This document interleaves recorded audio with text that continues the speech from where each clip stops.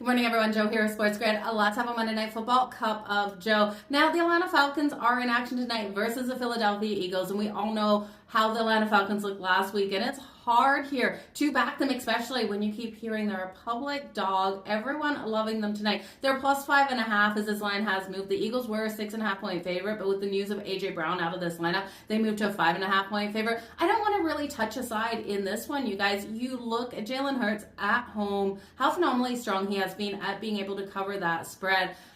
And then you look at Cousins in prime time, and I tell you, if I put money on Cousins in prime time, where he's struggled, he's thrown those interceptions, the record isn't good, the Eagles have dominated him before in primetime games, I'm going to be kicking myself. So I don't want to touch aside in this one. I got player props, and if you're looking for my best bets, I've actually altered some numbers. They're over on the Sportsgrid app. So head on over to the Sportsgrid app, check it out, links above and below. But I've thrown together sort of a same game parlay. You could take one of the legs out because it's great plus money. It's a sack parlay. I'm going to give it to you here, but let's just talk out what I'm thinking in this one. Firstly, I don't think the Atlanta Falcons can look as bad as they did last week, but I do love what Kellen Moore has been able to do with the offense here, the Philadelphia Eagles. They look phenomenal over in Brazil. Jalen Hurts was able to throw for, I believe it was 278 passing yards. Saquon Barkley scored 3 times. They just were able to come out so phenomenally strong. Now, when we look at the Atlanta Falcons, we know what happened versus the Steelers, but was that because Arthur Smith really knew how to plan for his old team? Also, TJ Watt on defense there for the Steelers, got to be one of the best defensive players out there, right? So he was able to break through that offensive line of the Atlanta Falcons. I don't think the Falcons' offensive line will be tested as much here with the Philadelphia Eagles. I still think they're going to be able to get through it at points, but I think that offensive line will give Cousins more time. Now, Cousins wasn't able to move out of the pocket, but I do think that was a lack of preseason for him. He didn't go out in preseason. So this was his first time really out there in a game situation with his team. And I know they practice, but come on. I like to see those quarterbacks at least come out once in preseason. So I think more out of the Falcons this week than we saw last week, but I'm really hesitant to take them here versus the Eagles. Now, the Eagles defense still needs some tweaks. They really do. Vic Fangio here, the defensive coordinator, we will see improvements with him stepping into this role of the Eagles on defense. But they still gave up some big plays last week. They also gave up the yards on the ground. So I'm going to target Bijan Robinson here of the Atlanta Falcons to be able to go over his 65.5 rushing yards.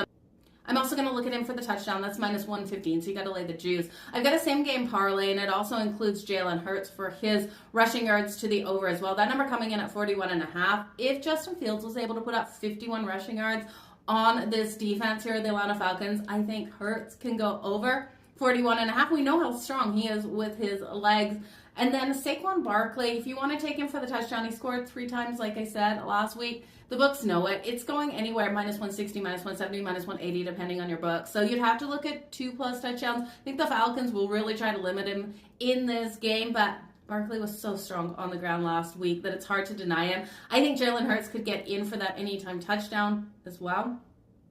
What else am I liking? With A.J. Brown out of this lineup, Dotson will be stepping up. Now, if you look at Dotson for his receptions, it's over 2.5 at minus 114. I like it. Over 27.5 receiving yards. I think he's going to get the looks out there. So as long as he gets the ball 3 times, I think he can go over 27.5 receiving yards. Maybe he might have to get it 4 times, but I'm taking him over the 2.5 receptions. So I like him over the 27.5 as well. So I think Dotson has success. So I built a same game parlay. Actually, I left Dotson out. What I did in the same game parlay, 4 legs plus 14-16, I put Bijan Robinson over 65.5 rushing yards. I took Jalen Hurts over 41.5 rushing yards. I took Josh Sweat. And now you can leave this leg out. It just threw up this price significantly for the anytime sack on Kirk Cousins. That was at plus 188. So if you want to bet it outside the parlay, but within the parlay, it jacks it up. Because then I took Saquon Barkley for the anytime touchdown. And we know how much juice we got to lay. So those 4 legs, again, Robinson over 65.5 rushing yards,